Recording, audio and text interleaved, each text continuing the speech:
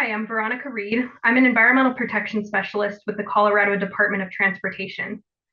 Thank you for taking the time to learn more about the Federal Boulevard Bus Rapid Transit Project. I'm here to walk you through the environmental analysis that's been completed for the project. This video provides a high-level overview, and we encourage you to review the posted materials on the project website to learn more about the environmental analysis. Before any project moves to design and construction, the National Environmental Policy Act, or NEPA process, must be followed. The process includes a thorough evaluation of community and environmental resources and an assessment of potential project impacts. Additionally, the process seeks to avoid or minimize harmful impacts while promoting the positive mobility improvements associated with the project. We first evaluated air quality and greenhouse gas emissions.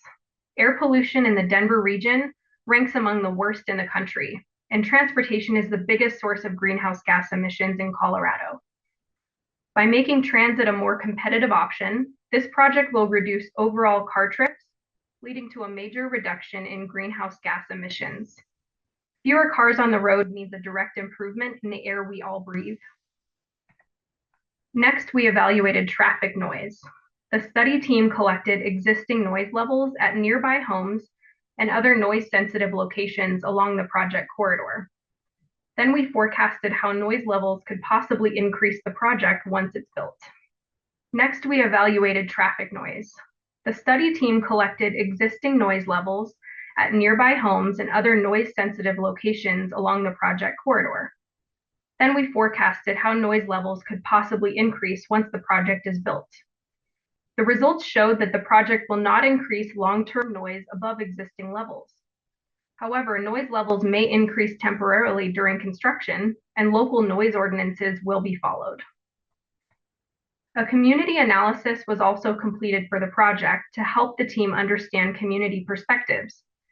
This analysis helps to align the project with local culture and priorities, to understand potential impacts to access points, and generally understand impacts and benefits for the local communities and users of the corridor. Based on the existing and proposed conditions of the community study area and public feedback, we expect this project to benefit local communities and not cause any harmful community impacts. The study team also reviewed the project corridor to check for properties that may contain hazardous materials such as petroleum and dry cleaning waste, which pose a risk to human health and the environment. Identifying these areas early helps guide the design to avoid them whenever possible and reduce future construction costs. A historic resource analysis is also being conducted to identify historic properties along the project corridor and to find ways to avoid or minimize potential effects. This process involves defining the project's area of potential effects, identifying properties currently listed on and/or eligible to be listed on the National Register of Historic Places within that area, and determining if the project will have an adverse effect on those eligible or listed properties. Minimal impacts were identified.